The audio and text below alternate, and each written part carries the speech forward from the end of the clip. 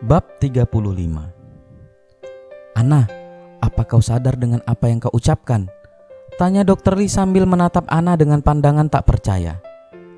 Iya, aku sangat sadar dengan apa yang aku ucapkan, ucap Ana dengan penuh keyakinan. Ana, kalau kau takut aku akan hamil dan akan meminta pertanggungjawabanmu, tidak usah khawatir, itu tidak akan terjadi. Bukan itu maksudku, seru Dr. Lee merasa kecewa dengan apa yang baru saja dia dengar. Kalau kau mengandung anakku dengan senang hati aku akan bertanggung jawab tanpa kau minta sekalipun. Tapi bukan itu permasalahannya sekarang. Apa kau tahu arti dari apa yang kau ucapkan? Aku tahu. Aku sudah mengatakannya kalau aku tahu arti dari apa yang kupinta tadi. Tidak bisakah kau mengabulkannya? Dr. Lee membuang nafas berat kemudian berdiri memunggungi Ana yang masih duduk sambil menatap punggungnya yang tegap. Tidak, jawab Dr. Lee tegas membuat luka di hati Ana menganga. Dan sebaiknya kau pergi tidur sekarang. Selamat malam. Ana memejamkan matanya kemudian dengan lemas dia berdiri lalu berjalan gontai melewati Dr. Lee. Tapi setelah beberapa langkah, Ana berhenti kemudian berbalik menatap pria yang juga tengah menatapnya. Kau tahu berapa lama aku memikirkan ini dan akhirnya memberanikan diri untuk mempermalukan diriku sendiri ketika memutuskan untuk mengatakan itu. Ana terdiam menatap Dr. Lee dengan sorot mata terluka sebelum kembali melanjutkan ucapannya. Aku tak memiliki maksud apapun. Aku tak memintamu untuk balas mencintaiku dan melupakan perempuan yang kau cintai atau memintamu untuk tidak pergi meninggalkan kami. Tidak, aku tidak meminta kemegahan itu. Aku hanya ingin menunaikan kewajiban dan meminta hakku sebagai seorang istri. Tapi ternyata hal itu pun merupakan kemegahan yang tak bisa kusentuh. Ana, ucap Dr. Lee lirih membuat Ana menatap matanya kemudian tersenyum lembut walau matanya tetap menyiratkan rasa luka. Tidak apa-apa, jangan merasa bersalah seperti itu, ujar Ana berusaha senormal mungkin masih dengan senyum mengembang. Kemudian melanjutkan perkataannya. Ini bukan kesalahanmu, ini semua salahku yang terlalu banyak menuntut darimu. Seharusnya aku tak mengatakan hal itu dan malah membuatmu merasa tidak nyaman. Maafkan aku, lupakan semua perkataan tadi, dan terima kasih banyak untuk semua yang telah kau lakukan untuk kami selama ini. Terima kasih banyak, ucap Ana dengan penuh ketulusan. Selamat malam, lanjutnya sebelum membalikkan badan pergi meninggalkan Dr. Lee yang mematung menatapnya. Sial, umpat Dr. Lee dengan menggunakan bahasa Korea sambil berjalan dengan langkah lebar ketika melihat Ana akan membuka pintu kamarnya. Dengan tangan kokohnya, ia menahan pintu itu membuat Ana terkejut.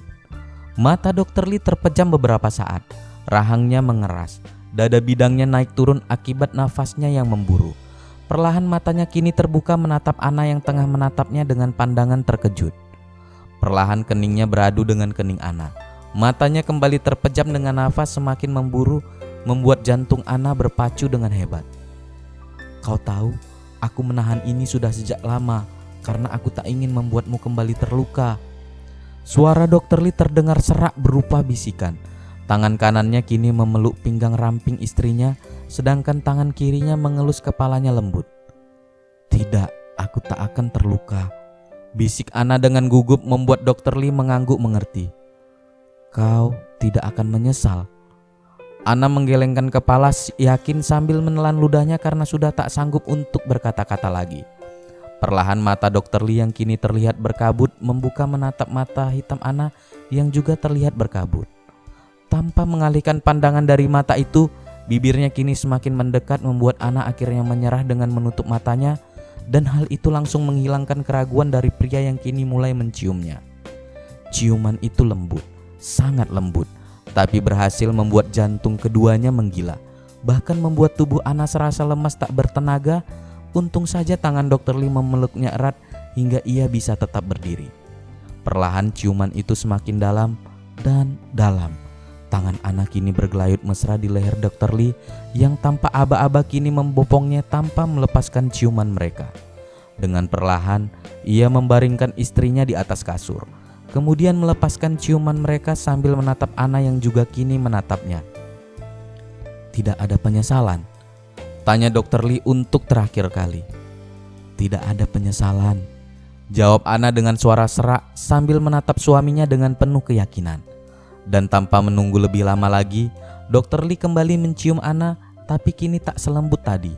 Seolah pertahanan yang selama ini dibangunnya telah luluh lantah, membuatnya terbebas.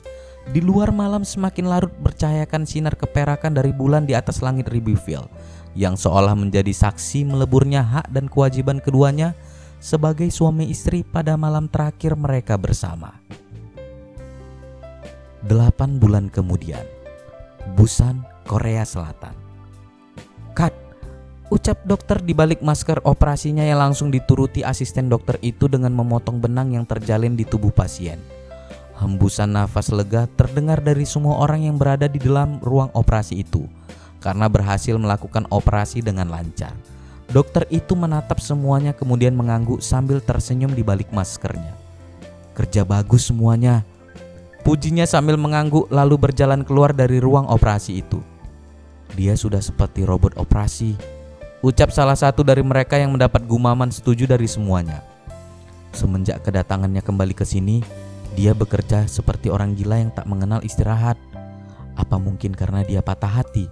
tanya salah satu dari mereka yang membuat semuanya terdiam, kemudian membuang nafas berat merasa simpati kepada pria yang mendapat julukan Hand of God karena kemahirannya dalam menggunakan pisau bedah telah banyak menyelamatkan banyak nyawa. Dokter Lee yang masih mengenakan pakaian operasi menghempaskan tubuhnya di atas sofa yang berada di ruangannya, kemudian memejamkan mata. Salah satu tangannya mengurut pelipis yang terasa berdenyut karena lelah telah berada di ruang operasi selama kurang lebih 8 jam dengan melakukan 3 operasi. Ketukan di pintu ruangannya membuat membuka mata kemudian tersenyum ketika melihat seorang gadis cantik dengan mata bulat memasuki ruangannya. "Kau melakukan operasi lagi?" tanya Ayumi sambil duduk di sofa yang ada di depan Dokter Lee. "Iya," jawab Dokter Lee sambil duduk. Rumah sakit ini tak akan bisa berjalan tanpa aku," lanjutnya yang membuat Ayumi tertawa. "Oh, percayalah, kami baik-baik setahun ini setelah ditinggalkanmu," ujar Ayumi yang membuat Dokter Lee tersenyum. Sekembalinya dari Perancis, dia kembali bekerja sebagai dokter spesialis bedah di rumah sakit Busan atas permintaan Presdir Choi yang tak lain ayah tiri Ayumi. Awalnya dia merasa sungkan untuk kembali bekerja di tempat yang sama dengan Ayumi karena rasa bersalahnya. Tapi setahun telah membuat Ayumi berpikir dengan kepala dingin dan merenungkan semuanya serta mengakui kalau itu bukanlah kesalahan Dokter Lee. Ia hanyalah seorang kakak yang terlalu menyayangi adiknya. Selain itu, Ayumi tak bisa memungkiri kalau pria itu telah banyak menolongnya di awal-awal kedatangannya. Malah dia pula lah yang telah menyembuhkan rasa sakit hatinya karena Erik. Dan karena alasan itu akhirnya ia memutuskan untuk kembali menjalin pertemanan dengan pria berhidung mancung itu. "Apa kau sudah makan?" tanya Ayumi sambil menatap Dokter Lee yang terlihat sangat lelah. "Belum, tapi sepertinya aku akan pulang dan langsung tidur," jawab Dokter Lee sambil meregangkan tubuh tingginya. "Mana bisa seperti itu?" ujar Ayumi sambil berdiri. "Ganti bajumu dan kita akan makan malam bersama," ucapnya yang membuat Dokter Lee menatapnya untuk beberapa saat. Tidak ada penolakan. Lanjutnya setelah dilihat sahabat Erik itu membuka mulutnya untuk menolak ajakannya. "Baiklah," jawab Dokter Lee menyerah yang membuat Ayumi tersenyum. "Bagus, aku akan menunggumu di luar," ucapnya sambil tersenyum lalu keluar dari ruangannya.